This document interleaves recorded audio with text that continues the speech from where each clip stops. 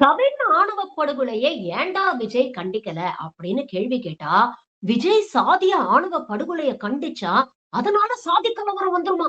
அப்படின்னு டிசைனா உருட்டி இருக்கு இந்த தற்குறி. ஒரு சமூக அவலத்துக்கு ஏன்டா கண்டனத்த பதிவு பண்ணல அப்படின்னு கேட்டா, அதுக்கு டிசைனா பொய் சொல்லி மழுப்பக்கூடிய இந்த கூட்டத்திடம் இது போன்ற விஷயங்களுக்கு தீர்வு இருக்குமா? யோசிச்சு ஓட்டு போடுங்க. ஆணவ கொலையில வந்து நாங்க அமைதி காக்கல. அந்த ஆணவ கொலையை நாங்க பார்த்த பெர்செப்ஷன் வேற. எங்களுக்கு ஒரு பெர்ஸ்பெக்டிவ் இருக்கு. அந்த கொலையை நாங்க ஒரு கிரைமா பார்க்குறோம். அந்த கொலைக்கு பின்னாடி 2 சாதிகள் இருக்கிறதா சொல்றீங்க இல்லையா? அந்த சாதிகள் மட்டும் இல்ல. தமிழகத்தில் எந்த சாதிகள் எடுத்தாலும் நம்ம வந்து சாதி வேணான்னு சொன்னாலும் தேவையில்லாம நம்ம தலையில அது இருக்கும்.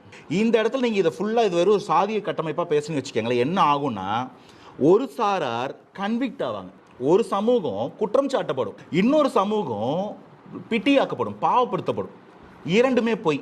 அந்த சமூகத்தில் இது வந்து கொஞ்சம் சென்சிட்டிவ் டாபிக், நான் அதை முடிச்சுக்கிறேன். ஏன்னா நீங்கள் திரும்ப ஸ்கிப் ஆகி வேற கேள்வி போயிட்டீங்கன்னா தலைவலி. இந்த பக்கத்துலேயும் 95% ஜாதி வேணான்றான், ஜாதி ஆணவம் வேணான்றான். இந்த பக்கத்துலேயும் 95% ஜாதி வேணான்றான், ஜாதி ஆணவம் வேணான்றான்.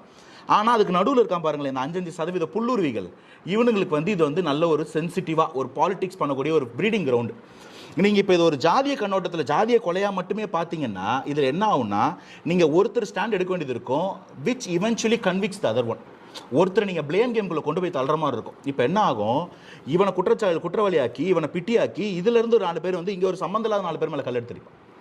இப்போ இந்த இடம் என்ன ஆகும்னா, வெரி வெரி ஹாட் கேக், ஒரு சென்சிட்டிவான இடம். இந்த இடத்துக்குள்ள அரசியல் பண்ணக்கூடிய சில பேர் இருக்கிறாங்க. அவங்களுக்கு இது அரசியல் ப்ரீடிங் கிரவுண்டு. எங்களுக்கு இது வந்து ஒரு அமைதிப்படுத்த வேண்டிய இடம். இந்த இடம் எவ்வளோக்கு எவ்வளோ சென்சிபிளாக இருக்குது, இது எவ்வளோ சென்சிபிளாக ஹேண்டில் பண்ணணும், இந்த இடத்த எப்படி எந்த ஒரு பிரச்சனையும் இன்னும் ஒருத்தருக்கு ஒரு கீரலும் ஆகாமல் பார்த்துக்கணும், அப்படி ஒரு பொறுப்புணர்ச்சியோடு நாங்கள் இருந்தோம். பாயிண்ட் 1. பாயிண்ட் 2, இந்த ஜாதிய ஆணவத்தை பற்றி பேசுகிறாங்க, எல்லாரும் வருத்தப்படுறாங்க. தீர்வை நோக்கி யாராவது போயிருக்காங்களான்னு பாருங்க. 75 ஆண்டு கால இந்திய சுதந்திர வரலாற்றிலும் குடியரசு வரலாற்றிலும் ஒரு கட்சி போல சாமி, ஒருத்தர் கூட ஜாதி ஆணவத்துக்கோ ஜாதி ஆணவ கொலைக்கோ தடுப்பு சட்டம் வேணும்னு போவே இல்லை. இல்ல பேசியிருக்காங்க, பேசுறாங்கங்க. நான் ஆட்சி அமைச்சவங்க ஏன் சட்டம் எழுத்தலன்னு கேட்கிறேன். இந்த 75 வருஷத்துல ஜாதி உருவாகல, அதற்கான ஒரு இல்ல தயவு செய்து இதை நார்மலைஸ் பண்ணாதீங்க. கேள்வி தயவு செய்து இல்ல, என் கேள்வி மட்டும் உள்வாங்கிட்டு சேர்த்து பதில் சொல்லுங்க. நான் I am very welcome to learn. N point என்னன்னா, 75 ஆண்டு காலம் 6 வாட்டி ஆட்சி அமைச்சிருக்காங்கல்ல, எப்போ பில்லை டிராஃப்ட் பண்ணீங்கன்னு கேட்குறேன். ஜாதி ஆணவம், நான் ஒரு பாயிண்ட் சொன்னேன்ல, இந்த மாதிரி கத்தியை வச்சுக்கிட்டு மீசியை முறுக்கிட்டு வீடியோ போடுறது ஆதிய திமிரு பண்ணுறதெல்லாம் பண்ணால் உன் மேலே மார்க் வைப்பேன். அது சமூகத்துக்கு குந்தக விலைக்கு வரந்தான் நான் உன்னை வந்து ரிமைண்ட் பண்ணுவேன்.